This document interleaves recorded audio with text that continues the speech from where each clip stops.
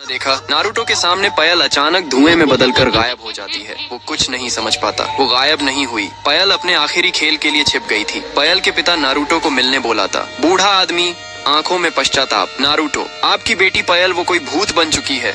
लेकिन ऐसा क्यों? पायल का पिता कुछ देर चुप रहता है, फिर कांपते हाथों से एक चाकू निकालता है। पायल का पिता धीरे से, मैंने ही मारा उसे, उस दिन उसे जंगल में ले गया क्योंकि मुझे बेटियां नहीं पसंद थी। चाकू से उसके सीने में वार किया।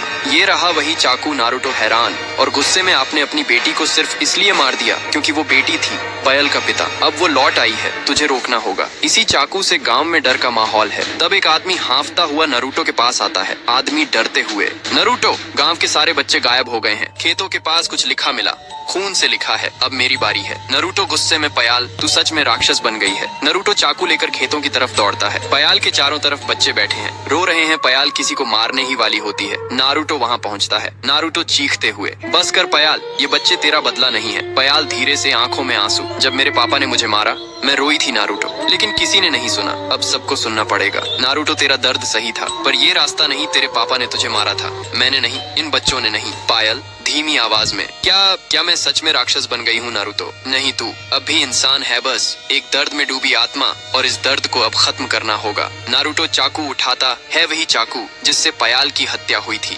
नारुतो धीरे से, ये चाकू उस आदमी के हाथ में था जिसने तुझे मारा। अब यही चाकू उस हाथ में है जो तुझे मुक्त करना चाहता है। पायल आंखें बंद कर लेती है, दोनों हाथ फैला देती है, जमीन पर खड़ी है। पायल कांपती आवाज में, अगर तू मुझे माफ कर सकता है नारुतो तो कर दे, हमेशा के लिए खत्म कर दे मुझे। नारुतो चुपचाप चाकू उसके सीने में धीरे से घुसाता है। कोई चीख नहीं, कोई आवाज नहीं। पायल की आंखों से आंसू बहते हैं। वो बैठ जाती है और गायब हो जाती है। नारुतो बच्चों के साथ बैठा है, पास में वो चाकू जमीन में गड़ा हुआ है। पायल का पिता दूर बैठ